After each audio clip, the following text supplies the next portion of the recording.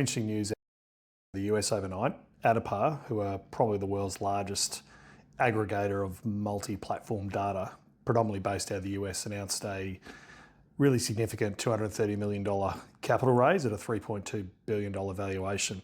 So what do I do? They effectively work with high net worth family offices, large private wealth businesses to aggregate their clients' data across multiple custodians of platform assets and alternative assets. So they really own that part of the market. This is a long-standing challenge for the Australian wealth business, and we've certainly seen existing players who provide services in this space, but it's really only in recent times that the major custodians or platforms have really started to deliberately turn their focus to this non-custodial offering.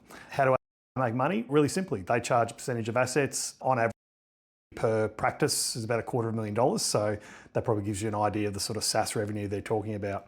I think what was really interesting for me though was that this was their G capital raise, so that's the 8th capital raise they've had to do, and whilst the valuation keeps going up, that's usually a pretty good indicator that these sort of businesses are extremely capital intensive and that the revenue doesn't always match the expense growth of the business. So they are quite clearly pursuing a global strategy.